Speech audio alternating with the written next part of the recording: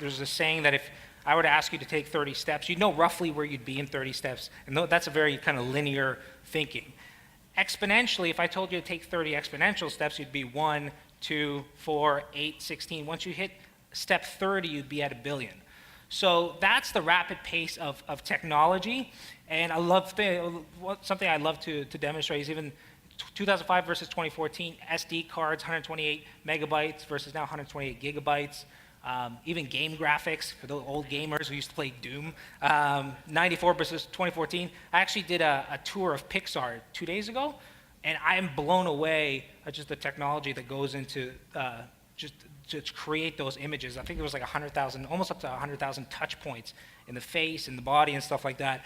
And that's just a quick idea of where we're going technology-wise and how it applies to business. I was the learning chair for the Entrepreneurs Organization in Toronto, and I held an event on the future. I called it The Future is Here, and we talked about exponential technologies and 3D printing and those kind of stuff, and it was my worst attended event out of all my events. Not because we didn't have phenomenal speaker, we actually did. It's because most entrepreneurs have blinders on. A lot of people are in manufacturing and they don't want to see the harsh reality of what's coming, right? There's a great saying that what got you to where you are won't necessarily get you to want to go where you want to go. I mean, Uber is the world's largest provider of taxis and owns no vehicles. Facebook is the largest, I guess, content provider and creates no content themselves. Alibaba is the largest retailer in the world and has no inventory. And Airbnb is the largest accommodations provider in the world as of recently, and they own no real estate. So the rapid, I guess, business is changing at a rapid pace, and there's really nobody better, I think, that can speak to that besides Salim. He's the global ambassador for Singularity University. Really grateful that he's here. He wrote a great book called Exponential Organizations, which you'll get a copy of on day 2. Actually, James Wallace, when the book came out, I sent the link to James. I'm like, you're probably really interested in this kind of stuff because he's really fascinated with technology and also organizations, and he absolutely loved the book. So incredibly grateful that he's here. So ladies and gentlemen, Salim Ismail.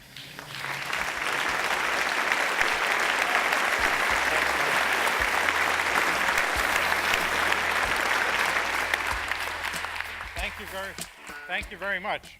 Much appreciated. Great to be here. Quick background about me. We've been building out Singularity University for 7 years. I'm the founding executive director.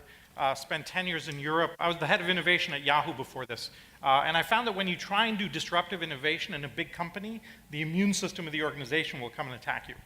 Right? All of our organization structures are built to withstand change and withstand risk. And now that's the harder bit. I spent 10 years in Europe restructuring large European companies. Before that, mostly French ones, which is why I'm bold, and if you've dealt with French companies, you'll understand that. And I'm actually Canadian, went to Waterloo, etc. How many of you have seen this image before? So if you look carefully at that, there's the image of a dog in the middle of it. Its head is to the ground, it's facing, well, let me make it easy, there's the dog, right? Now that you've seen it, you can't unsee the dog, right? And so our objective, and my objective today, is really a red pill, blue pill thing, where when you walk out of this talk, I want you never to think about technology in the same way again. So that's the objective. Let's see how we go. A little bit about SU.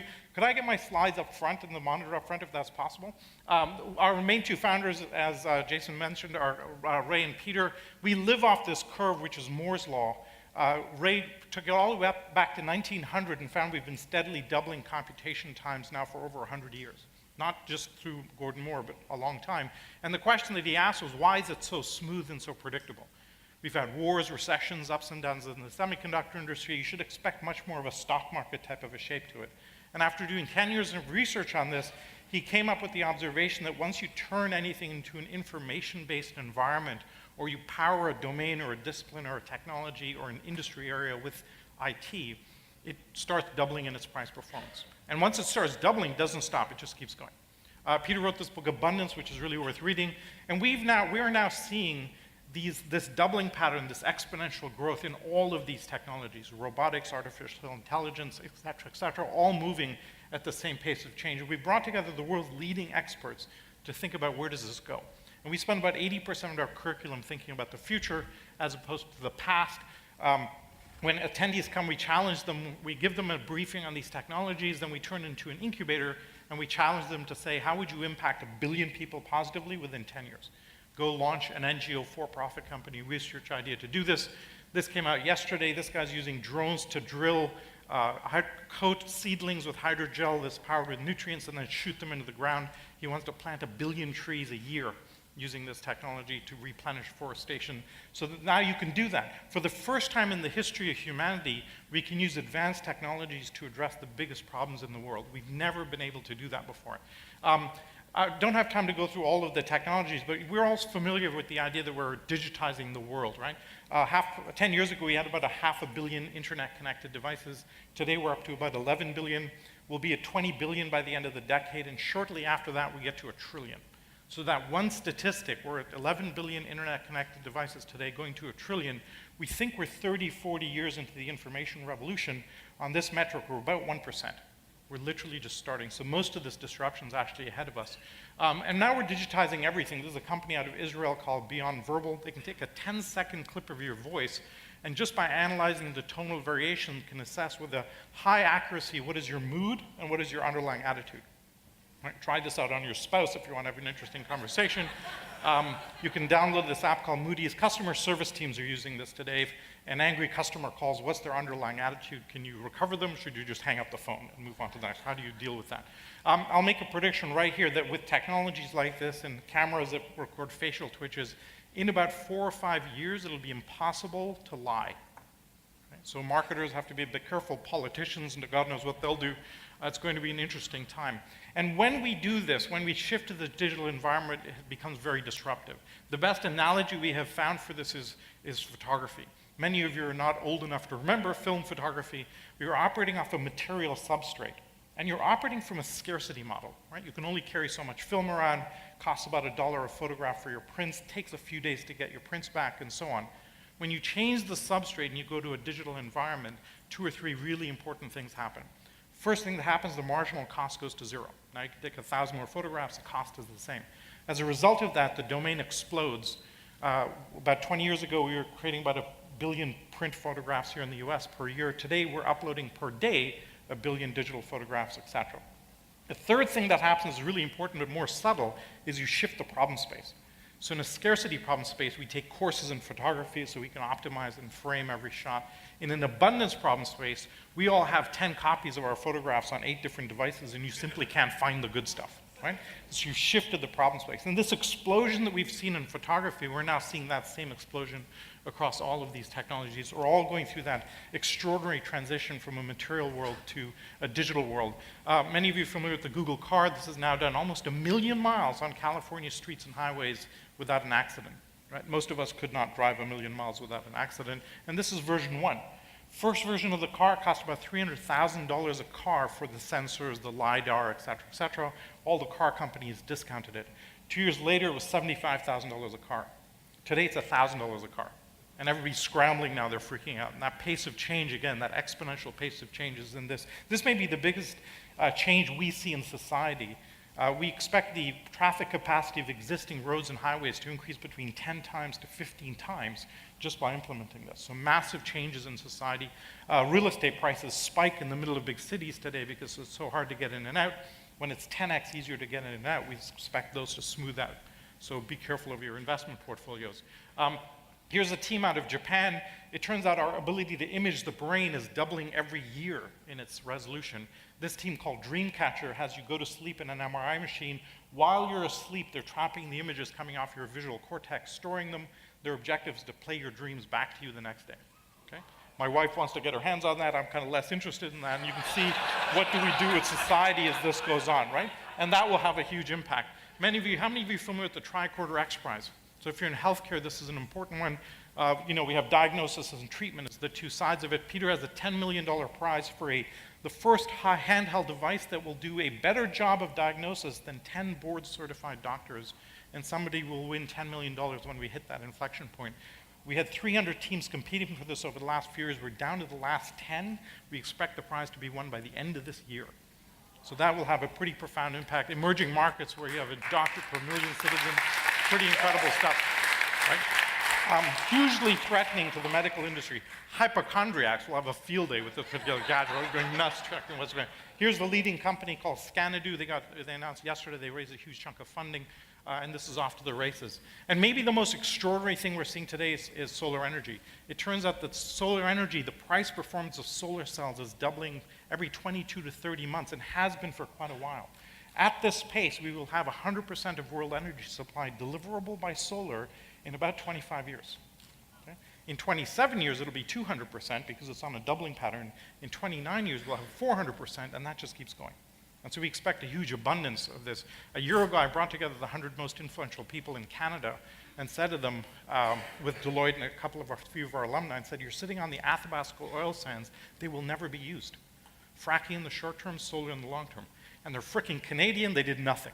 So please do something if you're Canadian when you go back there. Here's how solar has plummeted. And look at the extraordinary drop in cost just in the last 5 years. This is moving at 3 times the pace of Moore's Law now. Next year, it'll be cheaper than the US grid.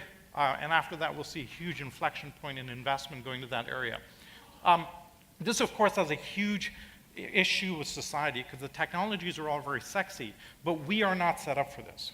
Okay? All of the structures that we use to run the world, our civics, our politics, our legal systems, healthcare, education, intellectual property, you name it, all designed for a world a few hundred years ago, not for the world of today.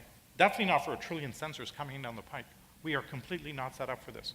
You've all seen the polite version of what it's like to ride in the Google car. This is what it's like to really ride in the Google car. If I could get a bit of volume for this. Oh my goodness, go is the right word. Holy shit. Holy shit. There's no fucking hands on that wheel. Sorry. Oh my God. What? It's driving itself. All right, you get the general idea. That scream, that is the visceral scream of humanity meeting advanced technology. Okay? And when you first get in that car, thank you. Okay? What we are seeing around the world is the world's amygdala, the world's is freaking out. The world is screaming today on this basis.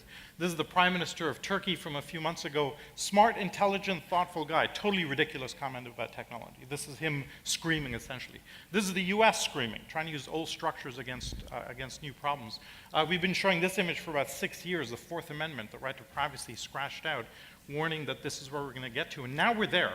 A fundamental pillar of American society has disappeared with no public conversation about it. In fact, one of our faculties made the prediction that the US will not exist as a country within 30 years. And we're going to see most big countries today are struggling mightily. Democracy is not compatible with 1 trillion sensors out in the world. So how do we deal with that? And so this is going to be some interesting conversations as we go forward. It turns out we can't become an accredited state-sanctioned university, even though we have the leading scientists, thought leaders, researchers in the world, because to become accredited, you have to fix your curriculum and not change it. Okay? And we're seeing now the failure of regulatory structures. By the time the FDA regulates a drug is out of date. Today, the dosage of a drug that you take is dependent on your gene profile. Well, if we're getting to personalized medicine, how do you do clinical trials if your sample size is 1? And again, it's a structural issue. And the problem, the concern that we have and the reason that we exist is all of our leadership structures are not set up for this. They're set up for predictability and to manage the status quo, not for this radical change that's coming down the line. And so what we're seeing is the amygdala of the world is kind of freaking out, and governments are now responding and freaking out about how to handle this technology. Here's how crazy it gets. This team has figured out how to inject. Turn away if you're a bit squeamish, but there's a guy getting an injection right into his eyeballs. This is what he looks like, and he now has night vision for about 6 hours. Okay? Now, you can't regulate that. There is no policy structure that will help you with dealing with this. All these technologies are democratizing so fast that we don't have a way of dealing with this. We have to figure out new ways of handling this in a totally surreal way. From a business perspective, what we're seeing is every time you information enable an industry from end to end, we see huge deflationary dynamics taking place. 6x drop in the newspaper business when this happened, 10x drop in the music business. We expect this cliff to hit the TV business later this year as TV habits aren't matching up with this.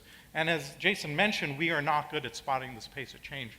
This is Vinod Khosla showing that the mobile industry expert analysts, when faced with exponential growth in mobile phones, all predicted linearly. And every 2 years it doubled, and every 2 years they said the growth rate would be lower and lower. In 2008, unable to spot 3 doubling patterns in a row of 100% growth, they predicted 10% growth, and then it doubled again. Now, how much more wrong can you be from 10% to 100%? And you're the mobile industry expert analyst. So this is a standard pattern to watch out against. Airbnb has snuck up on us in the same way.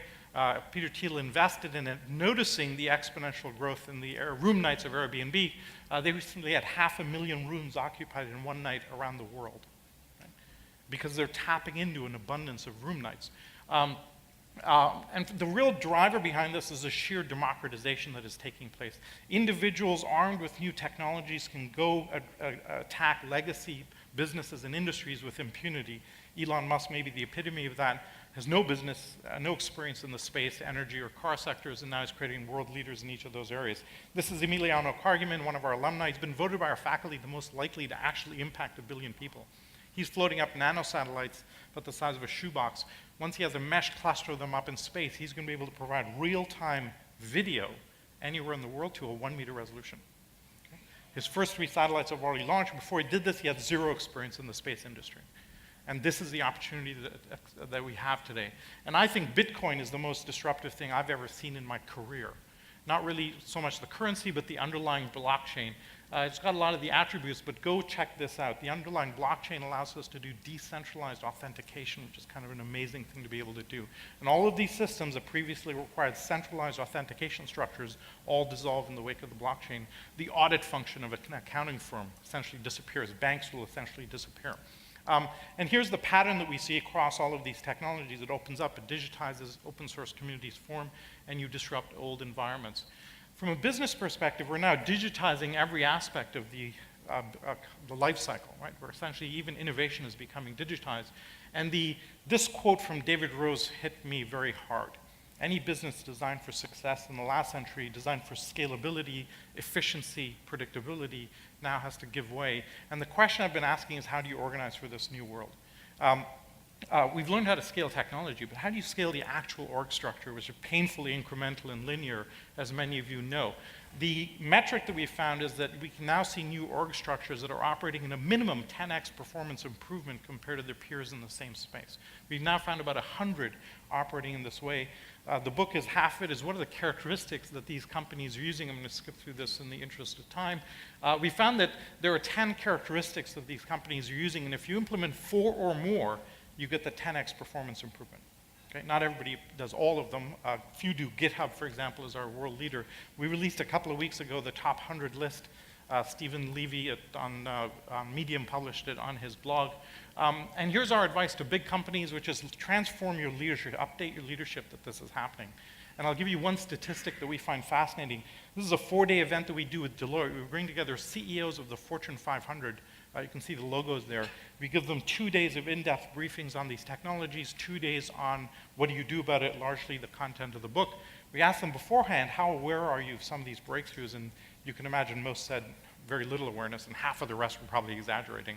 At the end of the 4 days, we said, how big of an impact will this have on your industries? 80% of them agreed these technologies would have a game-changing impact on their industries within 2 years. 100% within 5 years.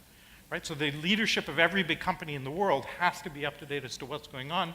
Our second recommendation is that don't try and take a big business and turn it into one of these. It's too hard. But take a disruptive team to the edge and build one off the edge of you. And the master at doing this is Apple. Apple has built the best and most important company in the world. They have a nice design capability. They have a technology supply chain. Their core innovation is an organizational one. What they do, unlike any other business in the world for some reason, is they take a small disruptive team, take it to the edge of the organization, keep it totally stealth, and they say, go attack another industry. Nobody else does this. Why? So they started with music and then phones and then tablets and now what? Watches, healthcare, cars, etc. There's no theoretical limit to their market cap. They just keep knocking over industries. And we think big companies will be forced to respond. And as entrepreneurs, you can now do the same thing in interesting ways. Here's the market cap of the most exponential companies from when I started writing the book to 10 quarters later when I finished writing the book. And you can see the extraordinary scalability. I should have been building one of these rather than writing the damn book, but there you go. And here's the core underlying economic thesis. When you're running a business, you're about managing cost of supply and cost of demand, right? We try and optimize around both sides of that equation. The internet, for the first time, allowed us to drop the cost of demand exponentially. Online marketing, referral marketing. If you get a viral loop, your acquisition costs go to zero. First time in the history of business that was possible. What these new exponential organizations have figured out how to do, as Jason pointed out in the intro, is they figured out how to drop the cost of supply exponentially. So Airbnb, marginal cost of supply is very low to add another hotel room to your inventory. If you're Hyatt, you have to build a whole new hotel. Right? And these new companies are all operating. If you take out the cost of supply, you take out the denominator, your market cap explodes. And the question for legacy businesses and entrepreneurs now is, how do you now build a business with no cost of supply? Because that's possible, because instead of a world of scarcity, we're now learning how to tap into abundance. Quirky has 1 million inventors submitting ideas to it. There's an unlimited supply of extra bedrooms that we can tap into. There's the marshmallow, there's the Dalmatian. Hopefully you can never think about technology in the same way again. This pace of change is not slowing down. Okay, it's just continuing to accelerate. How many of you knew about the Google Loon project? So Google is floating high-altitude balloons to deliver free internet access anywhere in the world. The 2 buckets of people said this would never work 18 months ago when they launched the project. The first were the balloon experts, who said, listen, a balloon goes up, it freezes, the materials crack, comes back down. No balloon stays up for more than about 30 days. This is a foolhardy mission, you'll fail. It's what we do, we're balloon experts, we know this domain. You don't have no experience in this. The second were the telcos, who said, there's no way you can provide broadband from that height, the power requirements are too high, it'll be too heavy, et cetera, et cetera. 18 months later, the balloons are staying up for 200 days at a time, and they're delivering 40 megabits of broadband a second on this. And Google will soon be able to provide free internet access anywhere in the world. 5 to 7 billion people will be online by the end of the decade. This is the inflection point we're seeing. The biggest change in the history of society is happening right now, and we are thinking about how do you create a new set of leadership to deal with that. Hopefully you can think about that in a new way. The minute an expert in a field tells you something's impossible, run the other way. Thank you very much.